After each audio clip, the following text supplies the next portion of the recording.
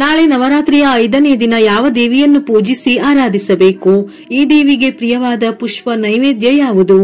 ಯಾವ ಬಣ್ಣದ ವಸ್ತ್ರ ಧರಿಸಿದರೆ ಶ್ರೇಷ್ಠ? ಯಾವ ಸಮಯದಲ್ಲಿ ಪೂಜಿಸಿದರೆ ಅಷ್ಟೈಶ್ವರ್ಯ ಲಭಿಸುತ್ತದೆ ಎಂದು ತಿಳಿಯೋಣ. ನಾಳೆ ನವರಾತ್ರಿಯ 5ನೇ ದಿನ ಸೆಪ್ಟೆಂಬರ್ 26 ಶುಕ್ರವಾರದ ದಿನ ದುರ್ಗಾ ಮಾತೆಯ 9 ರೂಪಗಳಲ್ಲಿ ಒಂದಾದ ಸ್ಕಂದಮಾತಾ ದೇವಿಯನ್ನು ಆರಾಧಿಸಲಾಗುತ್ತದೆ. ಭಗವಾನ್ ಸ್ಕಂದನ ಮಾತೆಯಾಗಿ ದುರ್ಗೆಯು ಅವತರಿಸಿದ್ದರಿಂದ ಸ್ಕಂದಮಾತಾ ಎಂದು ಪ್ರಸಿದ್ಧಳಾಗಿದ್ದಾಳೆ. ಶುಕ್ರವಾರ ದುರ್ಗೆಯ ಆರಾಧನೆ ಮಾಡಿದರೆ ಬಹಳ ಶ್ರೇಷ್ಠ. ಅದರಲ್ಲೂ ನವರಾತ್ರಿ ಶುಕ್ರವಾರ ಬಂದಾಗ ದುರ್ಗೆಯ ಆರಾಧನೆ ಮಾಡಿದರೆ ದುಪ್ಪಟ್ಟು ಫಲ ಸಿಗುವುದಲ್ಲದೆ ಇಷ್ಟಾರ್ಥ ಸಿದ್ಧಿಯಾಗಿ ಧನ ಕನಕಗಳು ಲಭಿಸುತ್ತದೆ. ಈ ಅವತಾರದಲ್ಲಿ ದೇವಿಯು ಸಿಂಹದ ಮೇಲೆ ಕುಳಿತು ಒಂದು ಕೈಯಲ್ಲಿ ತನ್ನ 6 ಮುಖದ ಸ್ಕಂದ ಎನ್ನುವ ಪುಟಾಣಿ ಮಗುವನ್ನು ತೊಡೆಯ ಮೇಲೆ ಕೂರಿಸಿಕೊಂಡಿದ್ದಾಳೆ. ತಾಯಿಗೆ ಈ ರೂಪದಲ್ಲಿ 4 ಭುಜಗಳು. ಬಲಗಡೆಯ ಮೇಲಿನ ಕೈಯಿಂದ ಸ್ಕಂದನನ್ನು ಹಿಡಿದಿದ್ದಾಳೆ. ಬಲಗಡೆಯ ಇನ್ನೊಂದು ಕೈಯಲ್ಲಿ ಕಮಲದ ಪುಷ್ಪವನ್ನು ಹಿಡಿದುಕೊಂಡಿದ್ದಾಳೆ. ಇನ್ನು ಎಡಗಡೆಯ ಮೇಲಿನ ಕೈಯಲ್ಲಿ ವರಮುದ್ರೆ ಇದ್ದು ಅದು ಎಲ್ಲಾ ರೀತಿಯ ಭಯಗಳನ್ನು ಹೋಗಲಾಡಿಸುತ್ತದೆ. ಎಡಗಡೆಯ ಮತ್ತೊಂದು ಕೈಯಲ್ಲಿ ಕಮಲವನ್ನೇ ಹಿಡಿದಿದ್ದಾಳೆ. ನವದುರ್ಗೆಯ 5ನೇ ರೂಪ ನವರಾತ್ರಿಯಲ್ಲಿ ಪೂಜಿಸುವ ದುರ್ಗಾದೇವಿಯ 9 ಅವತಾರಗಳಲ್ಲಿ ಒಂದು.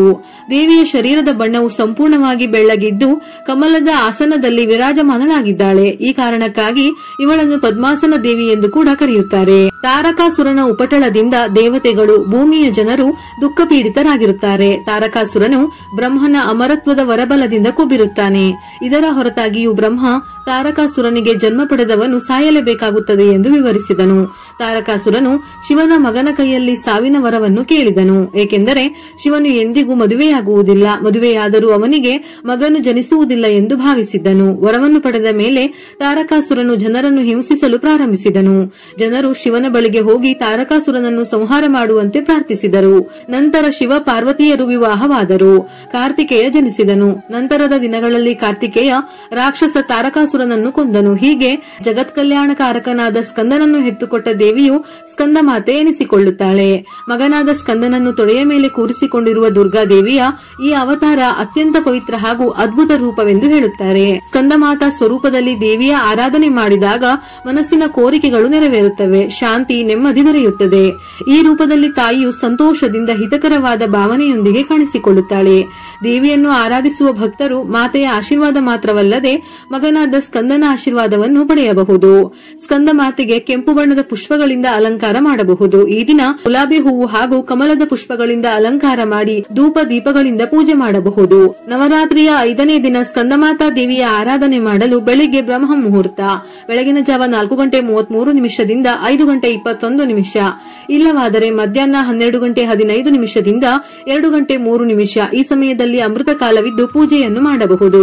ಸಂಜೆ ಗೋಧುಳಿ ಸಮಯದಲ್ಲಿ ಪೂಜೆ ಮಾಡುವವರು 6:13 6:37 ಈ ಸಮಯದಲ್ಲಿ ದೇವಿಯ ಆರಾಧನೆ ಮಾಡುವವರು ಹೊಸ್ತಿಲು ಪೂಜೆ, ದೀಪಾರಾಧನೆ ಹಾಗೂ ತುಳಸಿ ಪೂಜೆ ಹೀಗೆ ದೇವಿಗೆ ಸಂಬಂಧಪಟ್ಟಂತಹ ಆರಾಧನೆಗಳನ್ನು ಮಾಡಿದರೆ ಬಹಳ ಶ್ರೇಷ್ಠ.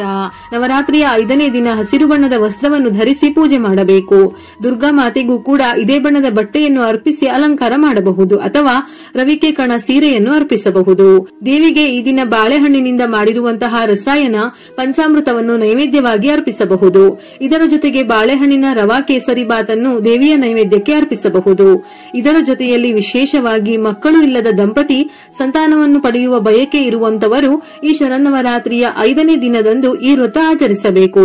ಶುಭ್ರವಾದ ಬಟ್ಟೆ ಧರಿಸಿ ಸ್ಕಂದಮಾತೆಗೆ ಬಾಳೆಹಣ್ಣು ಮತ್ತು ಅದರಿಂದ ಮಾಡಿದ ಸಿಹಿ ಖಾದ್ಯಗಳನ್ನು ಅರ್ಪಿಸಿ ಶ್ರದ್ಧಾ ಭಕ್ತಿಯಿಂದ ಏಕಮನಸ್ಸಿನಿಂದ ಆರಾಧಿಸಿದರೆ ಆ ತಾಯಿ ಸಂತುಷ್ಟಳಾಗುತ್ತಾಳೆ. ದುರ್ಗಾದೇವಿಯ ಅವತಾರವಾದ ಸ್ಕಂದಮಾತಾ ದೇವಿಗೆ ಲಲಿತಾ ಸಹಸ್ರನಾಮ, ಲಲಿತಾ ಅಷ್ಟೋತ್ತರ ನಾಮಾವಳಿಯನ್ನು ಕೇಳುವುದರಿಂದ ಅಥವಾ ಪಠಿಸುವುದರಿಂದ ವಿಶೇಷವಾಗಿ ಅದ್ಭುತ ಫಲಗಳು ಸಿಗುತ್ತವೆ. ಇದರ ಜೊತೆಯಲ್ಲಿ ವಿಶೇಷವಾಗಿ ನಾಳೆಯ ದಿನ ಲಲಿತಾ ಅಷ್ಟೋತ್ತರದ ಜೊತೆಗೆ ಕುಂಕುಮಾರ್ಚನೆ ಮಾಡಿ ಪೂಜೆ ಮುಗಿದ ಬಳಿಕ ಪ್ರತಿದಿನ ಆ ಕುಂಕುಮವನ್ನು ಹಚ್ಚಿಕೊಂಡರೆ ಬಹಳ ಒಳ್ಳೆಯದು. ಹಾಗೆಯೇ ಈ 2 ಸ್ಕಂದಮಾತೆಯ ಮಂತ್ರವನ್ನು ಹೇಳುವುದರಿಂದ ಬುದ್ಧಿ ಮತ್ತು ಜ್ಞಾನ ಶಕ್ತಿ ಹೆಚ್ಚಾಗುತ್ತದೆ. ಸಿಂಹಾಸನ ಗತಾ ನಿತ್ಯಂ ಪದ್ಮಾಶ್ರೀತ ಕರದ್ವಯ ಶುಭದಾಸ್ತು ಸದಾ ದೇವಿ ಸ್ಕಂದಮಾತಾ ಯಶಸ್ವಿನಿ ಅಥವಾ ಓಂ ಹ್ರೀಂ ಶ್ರೀಂ ಸ್ಕಂದಮಾತಾ ದುರ್ಗಾಯೈ ನಮಃ ಈ ಮಂತ್ರವನ್ನು 21 ಬಾರಿ ಅಥವಾ 108 ಬಾರಿ ಪಠಿಸಬೇಕು. ತಾಯಿ ಸ್ಕಂದಮಾತೆಯು ಬುಧ ಗ್ರಹದ ಅಧಿಪತಿಯಾಗಿದ್ದು ಶುದ್ಧ ಮನಸ್ಸು ಹಾಗೂ ಭಕ್ತಿಯಿಂದ ಯಾರು ಆರಾಧನೆ ಮಾಡುತ್ತಾರೋ ಅಂತವರಿಗೆ ದೇವಿ ಖ್ಯಾತಿ, ಸಂಪತ್ತು ಮತ್ತು ಸಮೃದ್ಧಿಯನ್ನು ನೀಡುತ್ತಾಳೆ. ತನ್ನ ಭಕ್ತರಿಗಾಗಿ ದೇವಿ ಸಹಾನುಭೂತಿ ತೋರುವಳು. ಕುಂಡಲಿಯಲ್ಲಿ ಬುಧನು ಪ್ರತಿಕೂಲದ ಸ್ಥಾನದಲ್ಲಿದ್ದರೆ ಉಂಟಾಗುವ ಎಲ್ಲಾ ತೊಂದರೆಗಳನ್ನು ನಿವಾರಿಸುವಳು. ನಾಳೆ 5ನೇ ದಿನ ವಿಶೇಷವಾಗಿ ದೀಪಾರಾಧನೆ ಮಾಡುವಾಗ ದೀಪಕ್ಕೆ 2 ಕರಿಮೆಣಸು ಅಂದರೆ ಬ್ಲಾಕ್ ಪೆಪ್ಪರ್ ಅನ್ನು ತಪ್ಪದೆ ಸೇರಿಸಿ ದೀಪ ಬೆಳಗಿ.